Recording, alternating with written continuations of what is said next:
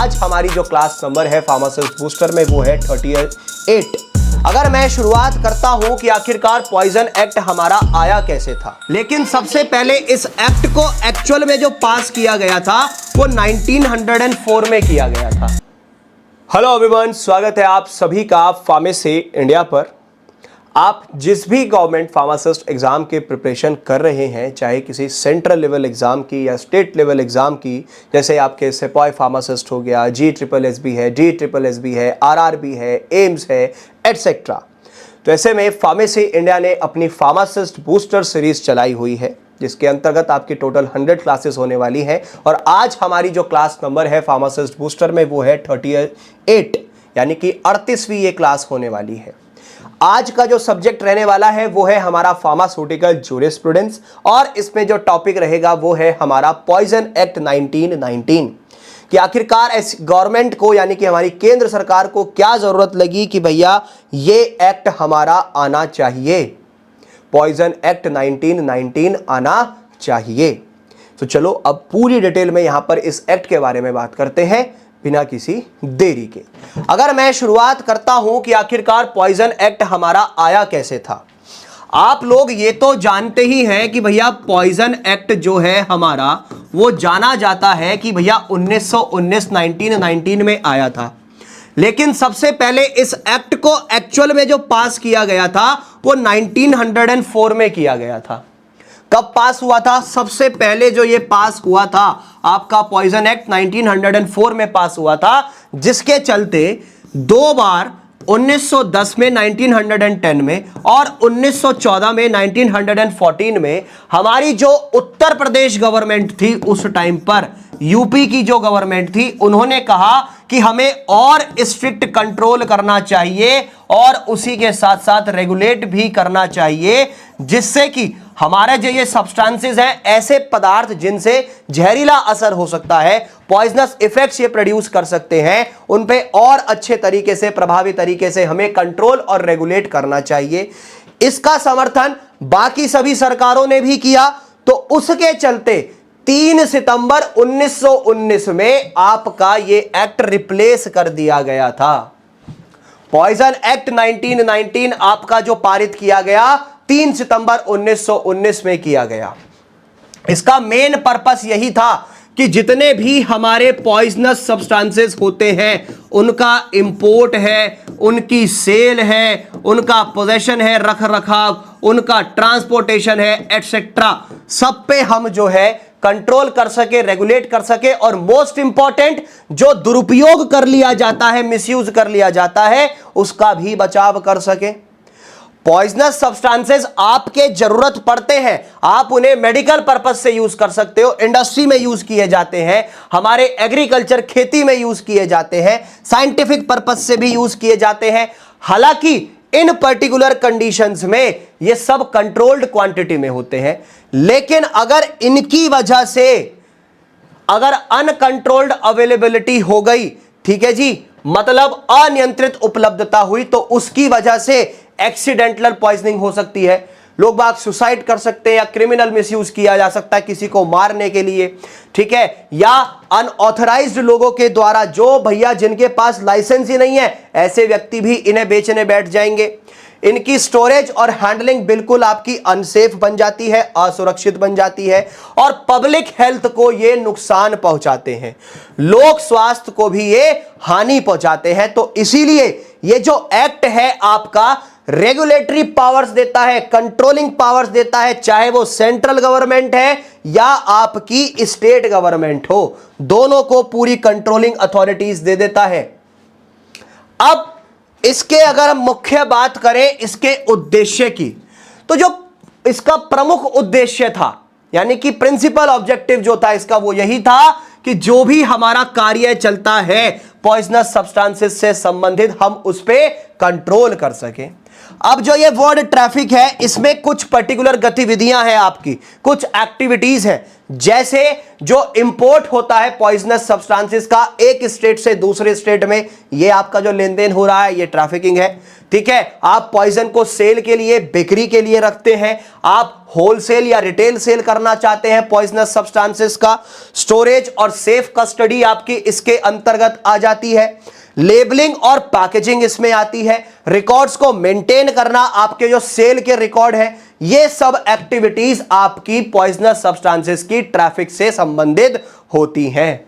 उसी के चलते अब ये जो एक्ट है ये आपका संपूर्ण रूप से यानी कि कंप्लीटली तरीके से आपके जो लॉफुल यूज है पॉइजनस सब्सटेंसेस के उन पे प्रतिबंध नहीं लगाता। अधिनियम विष का वैध उपयोग पूरी तरह से प्रतिबंधित नहीं करता, लेकिन इसके बजाय ये सुनिश्चित करता है कि भैया इनका जो हम इस्तेमाल कर रहे हैं, इन प्रोडक्ट्स का जो हम यूज करते हैं और या इनकी जो सेलिंग की जाती है वो सिर्फ और सिर्फ आपकी प्रेस्क्राइब्ड कंडीशंस के तहत होनी चाहिए। चाहे आप इंपोर्ट करें, सेल करें, लेबलिंग या पैकेजिंग है, रिकॉर्ड्स हो गए सेल के, स्टोरेज है, या आप इन्हें जो सेल के लिए रखते हैं, ये सब आपका प्रेस्क्राइब्ड कंडीशंस के अंतर्गत होना चाहिए। बस इतना कहा जा रहा है इसके अंतर्गत। अब अगर हम बात करें कि भैया स्टेट गवर्नमेंट का क्या कार्य होता है, स्टेट गवर्नमेंट, राज्य सरकार की भूमिका क्या है, भैया जो पोजेशन है और सेल है, जो आपके पॉइजनस सब्सटेंसेस की बिक्री की जाती है या उनका जो रख रखाव होता है उसे रेगुलेट करने की जिम्मेदारी है। इस एक्ट का जो सेक्शन नंबर 2 है वो ये कहता है कि स्टेट गवर्नमेंट सारे नियम, कायदे, कानून बना सकती है, चाहे आपका सेल पर्पस हो पॉइजनस सब्सटेंसेस का, या पोजेशन हो यानी कि रख रखाव हो, या किसी को होलसेल और रिटेल सेल करना है अपनी उस पूरी स्पेसिफाइड स्टेट की टेरिटरी के अंतर्गत, या एक जो हम पर्टिकुलर जगह निर्धारित कर लेते हैं स्टेट में उसके अंतर्गत। स्टेट गवर्नमेंट जो नियम बनाती है वो किस चीज को लेकर के बनाएगी? सबसे पहला है आपका लाइसेंसिंग। अब एक वो व्यक्ति ही आपका import, sale, distribution, possession, transport, export वो ही कर सकता है जिसके पास बकायदा लाइसेंस होता है। मतलब अगर किसी व्यक्ति को लाइसेंस अगर चाहिए इसके अंतर्गत सेलिंग पर्पस से या पोजेशन पर्पस से, तो उसके लिए कुछ नियम बनाए गए हैं। भैया लाइसेंस प्राप्त करने के लिए आपका कौन पात्र है, लाइसेंस से संबंधित कंडीशंस होती हैं आपकी, लाइसेंस की फीस है, पीरियड ऑफ वैलिडिटी की वैधता कब तक रहेगी, और रिन्यूअल और कैंसिलेशन प्रोसेस क्या होगा लाइसेंस का। अब आप किन व्यक्तियों को पॉइजनस सब्सटेंसेस बेच सकते हैं, उसमें आपके कुछ पॉइजनस ऐसे हैं जो सिर्फ और सिर्फ ऑथराइज्ड या रेस्पॉन्सिबल पर्संस को ही दिए जाने चाहिए, जैसे रजिस्टर्ड मेडिकल प्रैक्टिशनर्स हैं, फार्मासिस्ट हैं, आपके हॉस्पिटल्स हैं, या लेबोरेटरीज हैं, या आपकी लाइसेंस्ड इंडस्ट्रीज हो गई, या आपके जो एग्रीकल्चरल यूजर्स होते हैं लेकिन वो जिन्हें परमिशन मिली हुई है, ठीक है, जिन्हें अनुमति प्राप्त है, कृषि उपयोगकर्ता जहां से उन्हें अनुमति होती है वो वहां से जाकर के इन प्रोडक्ट्स को ले सकते हैं। अब विक्रेता को खरीदार की पहचान और उपयोग के उद्देश्य की भी जांच करनी पड़ सकती है, इस चीज के लिए भी रेडी रहना।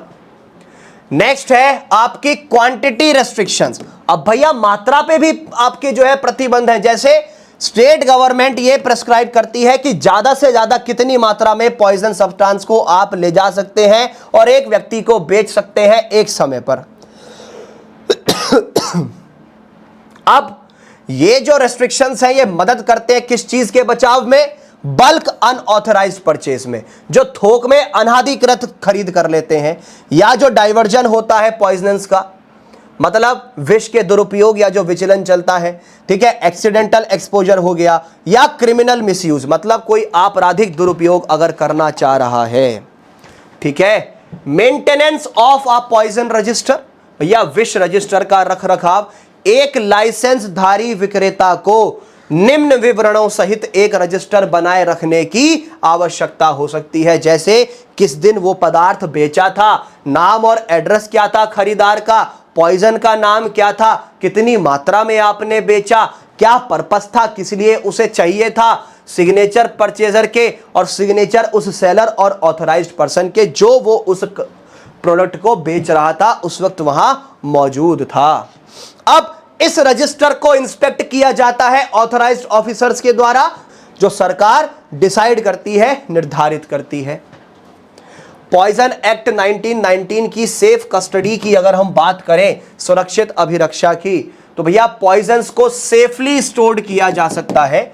आमतौर पर या तो आप उन्हें लॉक करके रखेंगे कपबोर्ड या सेपरेट एरिया में, सामान्य दवाइयों से बिल्कुल अलग रखेंगे, खाद्य पदार्थों से भी अलग रखेंगे, छोटे बच्चों की पहुंच से दूर रखा जाता है, और ऐसे व्यक्ति जो अनऑथराइज्ड हैं, जो अनाधिकृत हैं, और आप इन्हें प्रॉपरली सील्ड कंटेनर्स में स्टोर करके रखेंगे, और एक सुटेबल एनवायरमेंटल कंडीशंस इनके लिए आपको मेंटेन करके चलना पड़ेगा। लेबलिंग क्या कहता है? जो कंटेनर या पैकेज होता है आपका, उस पे स्पष्ट रूप से क्लियर वर्ड्स में चेतावनी यानी कि प्रिकॉशन वहां लिखा होना चाहिए। जैसे पॉइजन का नाम के साथ साथ वर्ड पॉइजन जरूर होना चाहिए, ठीक है। वार्निंग और कॉशन मतलब आपको चेतावनी या सावधानी उसमें बयान करनी पड़ेगी।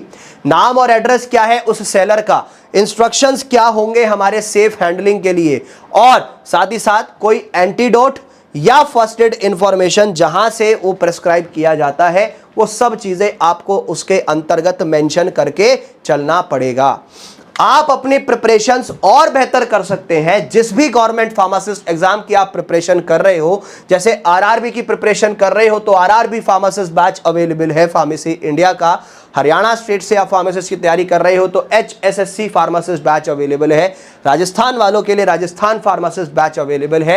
एम्स सीआरई की प्रिपरेशन के लिए एम्स फार्मासिस्ट बैच अवेलेबल है। या आप जिस भी सेंट्रल और गवर्नमेंट लेवल एग्जाम की प्रिपरेशन कर रहे हो पूरे भारत में कहीं से भी, तो आपके लिए all India pharmacist batch available है। आप इन बैचेस में जुड़ सकते हैं। नंबर आपको ये नीचे सामने स्क्रीन पर दिख रहे हैं, इन पे कॉल कर लेना या व्हाट्सएप कर देना, इनके माध्यम से आप जुड़ जाएंगे। आगे बढ़ते हैं। अब बात कर लेते हैं हम कि जो पॉइजन एक्ट 1919 है, इससे क्या होता है। जो भी हमारे आप कह सकते हैं प्रावधान बनाए जाते हैं, प्रोविजंस जो भी बनाए जाते हैं इस एक्ट के अंतर्गत, वो आपके पर्टिकुलरली एक रीजन से दूसरी जगह के लिए, एक क्षेत्र से दूसरे क्षेत्र के लिए जितने भी पॉइजनस यानी कि खतरनाक पदार्थ होते हैं, उनकी जो अनरेस्ट्रिक्टेड मूवमेंट है, अनियंत्रित आवागाही जो होती है, आवागाही, उसे रोकते हैं। अब इंपॉर्टेंट डिस्टिंक्शन क्या हो जाएंगे इसमें, महत्वपूर्ण अंतर क्या है। देखो, गवर्नमेंट अथॉरिटी और मेन रेस्पॉन्सिबिलिटी क्या बनती है। अगर हमारी सेंट्रल गवर्नमेंट है तो सबसे बड़ा कंट्रोल सेंट्रल गवर्नमेंट के पास में ही है, ठीक है। चाहे आप उसे इंपोर्ट से संबंधित समझें या जो इंटर स्टेट और नेशनल रेगुलेशन होता है। अगर स्टेट गवर्नमेंट की बात करें तो भैया पॉइजनस सब्सटेंसेस के राज्य के अंदर वो उनका वर्गीकरण करते हैं, क्लासिफिकेशन, पोजेशन देखेंगे, रख रखाव और स्टोरेज और सेल देखेंगे पॉइजन्स की, आपकी उन्हीं स्टेट के अंतर्गत रहते हुए। पॉइजन्स एक्ट 1919 में अब बात आती है regulation of possession in certain areas. भाई निश्चित क्षेत्रों में आपका धारण का भी नियम, सेक्शन 4 के अंतर्गत जो रखरखाव किया जाता है एक स्पेसिफाइड पॉइजन का, वो रेगुलेट होता है कब, ठीक है जी। उसे जो है बेसिकली भले ही बिक्री के लिए ना हो लेकिन विनियमित किया जा सकता है, विशेष रूप से ऐसे क्षेत्रों में जहां इसका उपयोग बार बार किया जाता हो, जैसे कोई मर्डर कर रहा हो, कोई किसी को नुकसान पहुंचाना हो, जानवरों को जो है जहर वहर देना हो, या कोई और दूसरे आपके अन्य अवैध उद्देश्य जो होते हैं। गवर्नमेंट जो है आपकी सरकार ऐसे विष का धारण करने वाले व्यक्ति से निम्नलिखित करने के लिए कह सकती है, जैसे जिन्हें परमिशन प्राप्त होती है, वही अनुमति प्राप्त करना, या जो इंफॉर्मेशन देते हैं क्वांटिटी के संबंध में, या जो अपना एक रखरखाव का पर्पस बता सकते हैं, या जिसे प्रेस्क्राइब्ड मैनर में स्टोर किया जाता हो, या जहां से आपके रिकॉर्ड्स मेंटेन किए जाते हो, रिकॉर्ड बनाए रखना जिसे आप कहते हैं। अब प्रिजम्पशंस रिगार्डिंग स्पेसिफाइड पॉइजन्स, निर्दिष्ट विषयों के संबंध में जो आपके अनुमान लगाए जाते हैं। अब सेक्शन 5 के अंतर्गत जब किसी पदार्थ को नियमों के तहत आपका विष घोषित कर दिया जाए या फिर निर्दिष्ट कर दिया जाए, तो जो आपका न्यायालय है उसे कानूनी कार्रवाई के लिए विष मान लिया जाता है, और जब तक उसका कोई विपरीत ना कर दे, जब तक कोई उसका विपरीत सिद्ध ना हो जाए। जैसे एक बार अगर एक सब्सटेंस आपका नोटिफाई हो गया, स्पेसिफाइड हो गया कि वो एक पॉइजन है सरकार के द्वारा या कोर्ट के द्वारा, तो वो पॉइजन ही माना जाएगा, वो जहर ही माना जाता है। इफेक्ट इन कोर्ट अब देखो, न्यायालय उस पदार्थ को जहर मान सकता है, विष मान सकता है, जब तक कि बचाव पक्ष यह सिद्ध ना कर दे कि हां जी वो विष नहीं है, वो पॉइजन सब्सटेंस नहीं है। फायदा क्या होगा भैया, इससे जो आपका अभियोजन है वो सरल बन जाता है, क्योंकि अधिकारियों को हर मामले में पदार्थ की विषैली प्रकृति साबित करने की आवश्यकता नहीं होती है। इससे समय बचता है, आपका जो बर्डन होता है प्रूफ सबमिट करने का वो बचता है, और इफेक्टिव एनफोर्समेंट हो जाता है। प्रभावी प्रवर्तन में आपको काफी हद तक सहायता मिल जाती है। लिस्ट ऑफ पॉइजनस सब्सटेंसेस, अब आप जो है इमेज को हमने जो है पॉइजनस सब्सटेंसेस में लिस्ट ए और लिस्ट बी में डिवाइड किया है। कुछ लिस्ट आपकी प्रिस्क्राइब की जाती हैं स्टेट रूल्स में, और वो वेरी करती हैं आपके एप्लीकेबल ज्यूरिसडिक्शन में, लागू क्षेत्राधिकार के अनुसार वो भिन्न हो सकती हैं। जैसे लिस्ट ए में आपके आमतौर पर हाईली टॉक्सिक सब्सटेंसेस होते हैं, क्योंकि उनके लिए आपको स्ट्रिक्ट कंट्रोल करना है। जैसे एकोनाइट, एकोनाइट आपको मिलता है, एक जीनस होता है प्लांट्स में एकोनिटम, वहां से सबसे ज्यादा टॉक्सिक एल्कोलॉइड्स इसी में होते हैं, और ये हार्ट और नर्वस सिस्टम पे काफी गलत प्रभाव डालते हैं। आर्सेनिक, ये हाईली पॉइजनस सब्सटेंसेस है, इसकी वजह से गैस्ट्रोइंटेस्टाइनल, न्यूरोलॉजिकल और सिस्टमिक डिफेक्ट्स काफी खतरनाक हो सकते हैं। कोका, ये हमें कोकेन रिलेटेड एल्कोलॉइड से आपको मिलता है, और इसका पोजेशन जो होता है वो किया जा सकता है, और इसका जो इस्तेमाल है वो रेगुलेटेड कंडीशन में किया जाता है, अदरवाइज इससे भी परेशानियां हो सकती हैं। ऐसे ही लिस्ट ए में आपके डिजिटालिस है, जो कार्डियक ग्लाइकोसाइड होता है, ठीक है जी। ये आपका थेरेपेटिकली देखा जाए तो हार्ट को प्रभावित करता है, ठीक है जी, लेकिन अगर एक्सेसिव डोज दोगे तो कार्डियक अरिदमिया भी संभावनाएं बढ़ जाती हैं। लेड, ये एक ऐसा कंपाउंड है जिसकी वजह से क्रॉनिक पॉइजनिंग होती है, जो आपके नर्वस सिस्टम को, ब्लड फॉर्मिंग टिश्यूज को, किडनी को और आपके गैस्ट्रोइंटेस्टाइनल ट्रैक्ट को प्रभावित करता है, ठीक है जी। एट्रोपिन, ये मेडिकली एंटीकोलिनर्जिक ड्रग के तौर पे यूज होता है, लेकिन एक्सेसिव डोज की वजह से क्या हो सकता है, मुंह सूख सकता है, कंफ्यूजन हो सकता है, डायलेट, प्यूपिल आपका डायलेट हो सकता है, हाइपरथर्मिया, कोमा जैसी कंडीशंस आ सकती हैं। बेलाडोना, इसमें एट्रोपिन है और उससे संबंधित एल्कलॉइड्स जो पॉइजनस होते हैं जब भी आप उनका उपयोग करते हैं गलत तरीके से या एक्सेसिव अमाउंट में। ऐसे ही क्लोरल हाइड्रेट है, ये आपके सेडेटिव हिप्नोटिक सब्सटेंसेस होते हैं, ओवरडोज की वजह से काफी खतरनाक, काफी सीरियस डिप्रेशन हो सकता है सेंट्रल नर्वस और आपके रेस्पिरेटरी सिस्टम्स में। अगर हम बात करें अब लिस्ट बी पॉइजनस सब्सटेंसेस की, ये वो सब्सटेंसेस हैं आपके जो पॉइजनस होते हैं, लेकिन अगर आप इन्हें रेगुलेट करोगे तो ये अलग तरीके से ही होंगे, क्योंकि उनके यूज और टॉक्सिसिटी के आधार पे जो किया जाता है। जैसे एसेंशियल ऑयल होता है बिटर आलमंड्स का, इसमें आप कह सकते हो कि साइनाइड से संबंधित कंपाउंड्स हो भी सकते हैं और नहीं भी, क्योंकि ये हाईली टॉक्सिक भी हो सकता है। क्लोरोफॉर्म, अब इसकी वजह से सेंट्रल नर्वस सिस्टम डिप्रेशन हो जाता है, या लीवर डैमेज हो जाता है, या आपके कार्डियक कॉम्प्लिकेशंस हो सकती हैं, या रेस्पिरेटरी डिप्रेशन हो सकता है। ऐसे ही आपका कार्बोलिक एसिड है, जिसे आप फिनॉल कहते हैं। कार्बोलिक एसिड दूसरा नाम है फिनॉल का, क्योंकि ये कोरोसिव है और टॉक्सिक है, लेकिन इसकी वजह से बर्न्स और सिस्टमिक पॉइजनिंग हो सकती है। ऑक्साइड जो है आपके मरकरी के, इसमें आपकी कह सकते हो कि भाई किडनी डैमेज हो सकती है, नर्वस सिस्टम डैमेज हो सकता है, या आपका गैस्ट्रोइंटेस्टाइनल ट्रैक्ट। सल्फोनामाइड जो होते हैं बेसिकली, ठीक है जी, ये वो कंपाउंड्स हैं जिनकी वजह से टॉक्सिक इफेक्ट्स जो आएंगे वो निर्भर करते हैं उसकी केमिकल फॉर्म पे, कंसंट्रेशन में, कितनी मात्रा में उसको लिया गया था। जिंक क्लोराइड की बात करोगे, ये कोरोसिव है और इसकी वजह से काफी खतरनाक इंजरी हो सकती है अगर आपने इसे सटक लिया या इनहेल कर लिया, ठीक है, या टिश्यूज के कांटेक्ट में ये आ गया। अब पॉइजन एक्ट 1919 के अंतर्गत ऑफेंसेस क्या क्या हैं?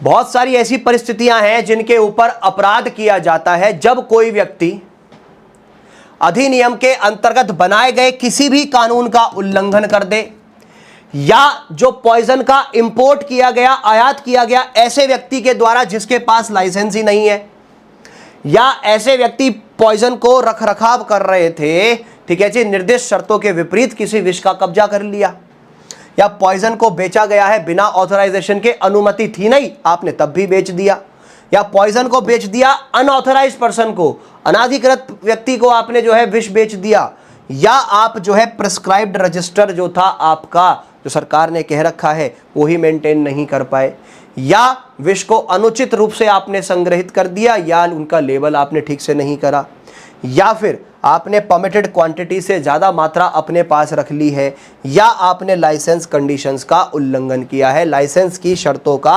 आपने उल्लंघन करा है।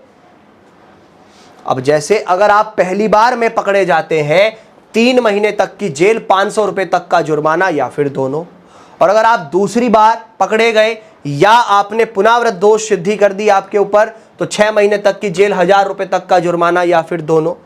या दोनों का अर्थ यह होता है कि जो न्यायालय है, कोर्ट है, उसके ऊपर निर्भर करता है कि वो किसी भी एक या अधिक को दंड के रूप में दे सकता है, चाहे सिर्फ और सिर्फ जेल करे, या सिर्फ और सिर्फ जुर्माना लगाए, या फिर दोनों। यदि किसी व्यक्ति को पहले भी इस अधिनियम के अंतर्गत पकड़ा गया था, दोषी ठहराया जा चुका है, तो पुनः अपराध अगर उसने करा तो पुनरावृत्ति दोष सिद्धि कहा जाता है। इस स्थिति में दंड आपका और कठोर हो सकता है। पेनल्टीज जो बनाई जाती हैं वो किस लिए बनाई जाती है कि भैया जो विषैले पदार्थ हैं उनका दुरुपयोग रोका जा सके, जन सुरक्षा सुनिश्चित करने के लिए ही ये सब निर्धारित किए जाते हैं। ये था हमारा आज का पूरा क्लास नंबर 38 फार्मासिस्ट बूस्टर के अंतर्गत फार्मास्यूटिकल ज्यूरिस्प्रूडेंस से पॉइजन एक्ट 1919। आई होप सारी चीज़ें क्रिस्टल क्लियर हुई होंगी, सारी चीज़ें समझ आई होंगी। आप अपनी फार्मासिस्ट एग्जाम के प्रिपरेशन को और अच्छे से कर सकते हैं। उसके लिए मैं आपको रिकमेंड करता हूं आपके फाइनल प्रिपरेशन की पंच के तौर पे आपकी फार्मासिस्ट पंच थ्योरी बुक, एक ऐसी फुल्ली कलर्ड बुक जिसमें फार्मा नॉन फार्मा दोनों सिलेबस कंप्लीट अच्छे से किए गए हैं। जिस टॉपिक से, जिस ईयर में, जिस पेपर में क्वेश्चन पूछा गया वो मेंशन है। ऐसे ही आपके लिए मैं रिकमेंड कर रहा हूं फार्मासिस्ट पंच ऑब्जेक्टिव बुक, जिसके अंतर्गत 9000 से ज़्यादा MCQs, 135 से ज़्यादा प्रीवियस ईयर पेपर्स। ये दोनों बुक्स आपकी कॉम्बो और इंडिविजुअल अवेलेबल है फ्लिपकार्ट, अमेजॉन, मीशो जैसे प्लेटफॉर्म पर कैश ऑन डिलीवरी के साथ। लिंक्स नीचे डिस्क्रिप्शन में दिए गए हैं, उसके माध्यम से आप ऑर्डर कर सकते हैं। मिलेंगे नेक्स्ट अपडेट के साथ, तब तक के लिए जय हिंद। और भी लेटेस्ट अपडेट्स के लिए बने रहें फार्मेसी इंडिया के साथ। और आपको नीचे डिस्क्रिप्शन में लिंक्स दिए गए हैं व्हाट्सएप और टेलीग्राम चैनल्स के, लेटेस्ट अपडेट्स के लिए उनके माध्यम से भी जुड़ सकते हैं।